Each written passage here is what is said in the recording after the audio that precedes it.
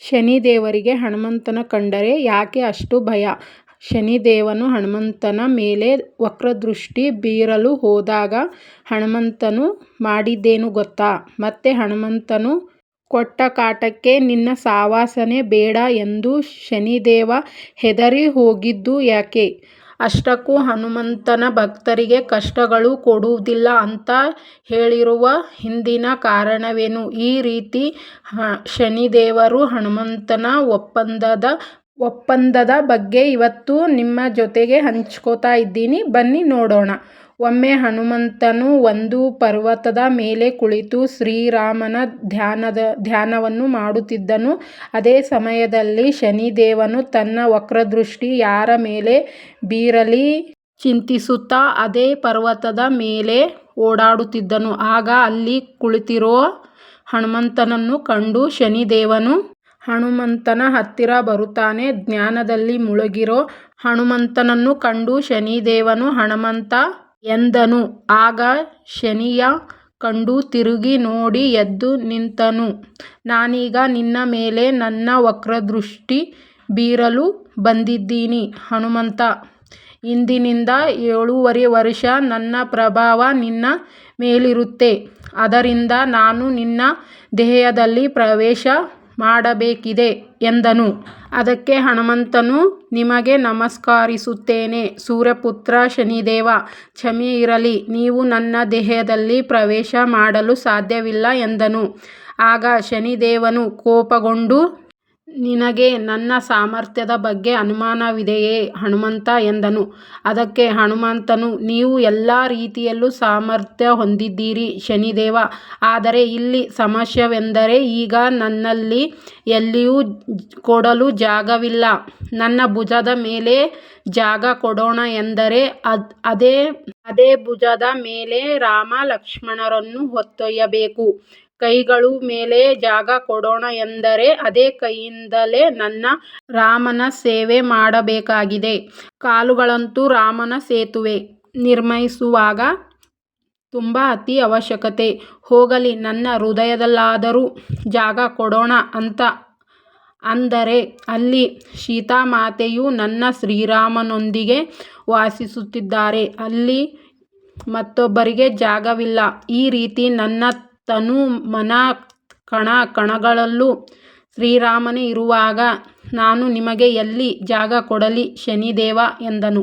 ಇದನ್ನು ಕೇಳಿದ ಶನಿದೇವನು ಕೋಪಗೊಂಡು ನಿನಗೆ ನೆನಪಿರಲಿ ಹನುಮಂತ, ನನ್ನ ವಕ್ರದೃಷ್ಟಿಯಿಂದ ಮನುಷ್ಯ ಅಷ್ಟೇ ಅಲ್ಲ, ದೇವತೆಗಳೂ ತಪ್ಪಿಸಿಕೊಳ್ಳಲು ಸಾಧ್ಯವಿಲ್ಲ. ಒಮ್ಮೆ ನನ್ನ ವಕ್ರದೃಷ್ಟಿ ಯಾರ ಮೇಲೆ ಬಿದ್ದರೂ ನಾನು ಮೊದಲು 2.5 ವರ್ಷ ಅವರ ತಲೆಯ ಮೇಲೆ ಕುಳಿತು ಅವರ ಬುದ್ಧಿ ಕಮ್ಮಿ ಮಾಡಿ ಅವರನ್ನು ಮೂರ್ಖರಾಗಿ ಮಾಡುತ್ತೇನೆ. ಮುಂದಿನ 2.5 ವರ್ಷ ಅವರ ಹೊಟ್ಟೆಯ ಭಾಗದಲ್ಲಿ ಕುಳಿತು ಅವರ ಶರೀರವನ್ನು ಹಾಳು ಮಾಡುತ್ತೇನೆ. ಅನೇಕ ಕಷ್ಟಗಳನ್ನು ತರುತ್ತೇನೆ.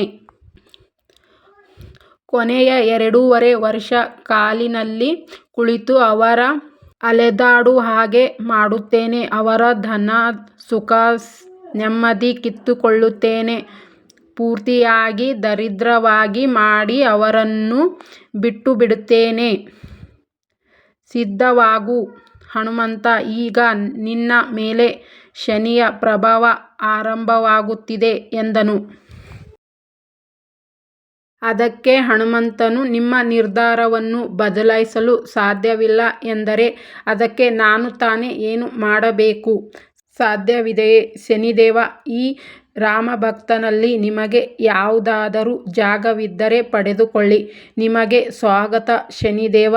ನಿಮ್ಮ ನಿಯಮ ಏನಿದೆಯೋ ಅದು ನೀವು ಪಾಲನೆ ಮಾಡಿ ಶನಿದೇವ. ನಾನು ಏನು ಮಾಡಬೇಕು ಅದನ್ನು ಮಾಡುತ್ತೀನಿ.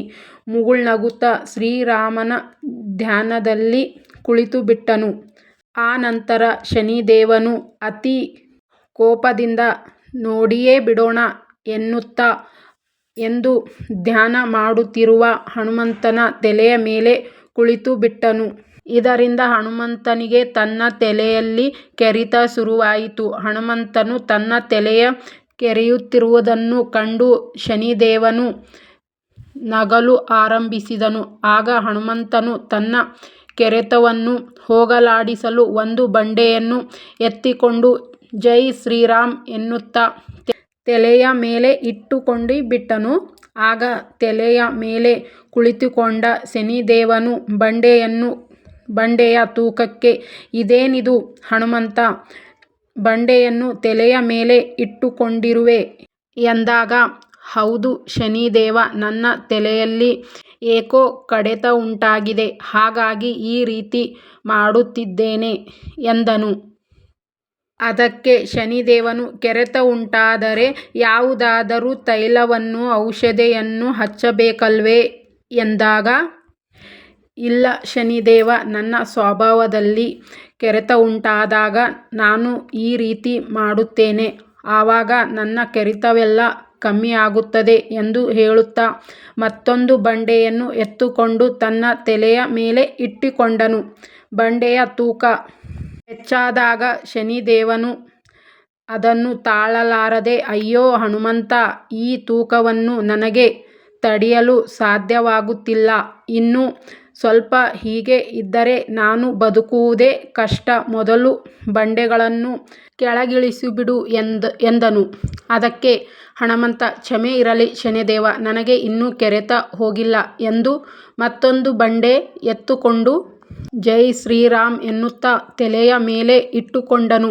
ಬಂಡೆಯ ವಿಪರೀತವಾದ ತೂಕಕ್ಕೆ ಹನುಮಂತನ ತಲೆಯ ಮೇಲೆ ಇದ್ದ ಶನಿದೇವನು, "ಅಯ್ಯಯ್ಯೋ, ಬೇಡ ಬೇಡ ಹನುಮಂತ, ದಯವಿಟ್ಟು ಕ್ಷಮಿಸಿಬಿಡು, ನನಗೆ ನಿನ್ನ ಮೇಲೆ ಇರಲು ಆಗುತ್ತಿಲ್ಲ" ಎಂದು ಶನಿದೇವನು ಉಸಿರುಗಟ್ಟುತ್ತಾ ವಿಲವಿಲ ಒದ್ದಾಡುತ್ತಾ, ಅದಕ್ಕೆ ಹನುಮಂತನು, "ನನ್ನ ಮೇಲೆ ಇರಲು ನಿಮಗೆ ಆಗುತ್ತಿಲ್ಲವೆಂದರೆ ಹೊರಟು ಹೋಗಿ" ಎಂದನು. ಆಗ ಶನಿದೇವನು, "ಅಯ್ಯೋ ಹನುಮಂತ, ಈ ಸಮಯದಲ್ಲಿ ತಮಾಷೆ ಬೇಡ. ನಾನು ಹೇಗೆ ಹೋಗಲಿ ಸಾಧ್ಯ, ನನಗೆ ಸಿಲುಕಿಕೊಂಡಿದ್ದೀನಲ್ಲ, ದಯವಿಟ್ಟು ನನ್ನನ್ನು ಬಿಟ್ಟು ಬಿಡು, ನಾನು ಎಂದಿಗೂ ಮತ್ತೆ ನಿನ್ನ ಹತ್ತಿರವೂ ಸುಳಿದಾಡುವುದಿಲ್ಲ" ಎಂದನು. ಅದಕ್ಕೆ ಹನುಮಂತನು, "ಕೇವಲ ನನ್ನ ಹತ್ತಿರವಲ್ಲ, ಎಲ್ಲ ನನ್ನ ಭಕ್ತರ ಮೇಲೂ ನಿನ್ನ ವಕ್ರದೃಷ್ಟಿ ಬೀಳಬಾರದೆಂದು ಕೇಳಿದನು. "ಸರಿ ಸರಿ ಹನುಮಂತ, ನಿನ್ನ ಭಕ್ತರಿಗೂ ಕೂಡ ನನ್ನ ವಕ್ರದೃಷ್ಟಿ ಬೀಳುವುದಿಲ್ಲ. ಮೊದಲು ಈ ಬಂಡೆಗಳನ್ನೆಲ್ಲ ಕೆಳಗಿಳಿಸಿಬಿಟ್ಟರೆ ಸಾಕು" ಎಂದು ಕೇಳಿಕೊಂಡನು. ಆಗ ಹನುಮಂತನು ಬಂಡೆಗಳನ್ನೆಲ್ಲ ಕೆಳಗಿಳಿಸಿ ಶನಿದೇವನನ್ನು ಮುಕ್ತಿಗೊಳಿಸಿದನು. ಆಗ ವಿಪರೀತ ಒತ್ತಡದಿಂದ ಶನಿದೇವನ ಶರೀರದಲ್ಲಿ ಅನೇಕ ನೋವುಗಳು ಆಗಿದವು. ಇದರಿಂದ ಶನಿದೇವನು, "ಹೇ ರಾಮಭಕ್ತ ಹನುಮಂತ, ನನ್ನ ದೇಹದಲ್ಲಿ ಆಗಿರೋ ನೋವುಗಳಿಗೆ ನಿನ್ನ ಹತ್ತಿರ ಎಣ್ಣೆ, ತೈಲ ಏನಾದರೂ ಇದೆಯಾ" ಎಂದು ಕೇಳಿದನು. ಹನುಮಂತನು, "ನನ್ನ ಹತ್ತಿರ ಸಿಗುವುದಿಲ್ಲ ಸೂರ್ಯಪುತ್ರ. ಆದರೆ ಇಂದಿನಿಂದಲೇ ನಿಮ್ಮ ವಕ್ರದೃಷ್ಟಿಯಿಂದ ಪಾರಾಗಲು ಭಕ್ತರು ಎಳ್ಳೆಣ್ಣೆ, ಸಾಸಿವೆ ಎಣ್ಣೆ, ತೈಲಗಳಿಂದ ದೀಪ ಹಚ್ಚುವುದು ಮತ್ತೆ ಅಭಿಷೇಕ ಮಾಡುವುದು, ಪ್ರಾರ್ಥನೆ ಮಾಡುತ್ತಾರೆ" ಎಂದು ಹೇಳುತ್ತಾನೆ. ಆದ್ದರಿಂದಲೇ ಶನಿದೇವನು ಹನುಮಂತನ ಹತ್ತಿರವಾಗಲ್ಲ, ಅಥವಾ ಹನುಮಂತನು ತನ್ನ ಭಕ್ತರಿಗೂ ವಕ್ರದೃಷ್ಟಿ ಬೀಳುವುದಿಲ್ಲ ಎಂದು ಹೇಳಲಾಗುತ್ತದೆ. ಇನ್ನೂ ಅನೇಕ ಕಾರಣಗಳಿವೆ, ಅನೇಕ ಕಥೆಗಳೂ ಇವೆ. ಈ ಕಥೆ ಅತಿ ಮುಖ್ಯವಾದದ್ದು ಎನ್ನೋ ಕಾರಣಕ್ಕೆ ನಿಮ್ಮ ಜೊತೆ ಹಂಚಿಕೊಂಡಿದ್ದೇನೆ. ಈ ಕಥೆ ನಿಮಗೆ ಇಷ್ಟವಾದರೆ ವಿಡಿಯೋಗೊಂದು ಲೈಕ್ ಮಾಡಿ, ಅಂಜಲಿ ರೆಡ್ಡಿ ಚಾನಲ್ಗೆ ಫಾಲೋ ಮಾಡಿ. ಧನ್ಯವಾದಗಳು. Thank you.